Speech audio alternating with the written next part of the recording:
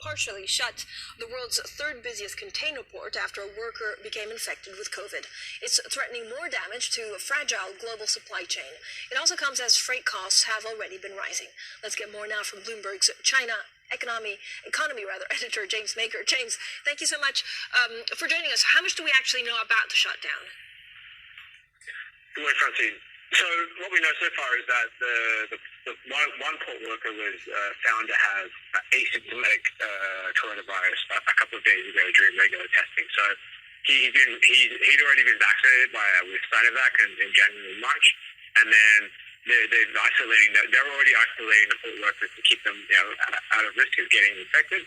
And then during regular testing, he was found to be positive, and it seems he caught it from a sailor on one of the ships in the port. So they've isolated him and about 10 of his closest co-workers, and they're basically keeping him under observation. And the hope is that they've managed to catch it early before other people in the port and families, etc., have been infected.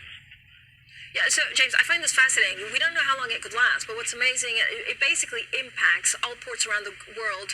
For example, Los Angeles, that's very dependent on that trade. That's right. I mean, when you look at the case numbers in the U.S. or in Europe or other places, in one case, it seems such an overreaction. But here in China, this is the government zero COVID policy. It means literally that, zero COVID. Xi Jinping came out a few days ago with a message that was sent across the nation to every local authority saying, zero COVID means zero COVID. There must be no cases. And this is what they do when there is one case in a port. They shut that port down. When there is a case in a city, they shut the city down and test millions of people.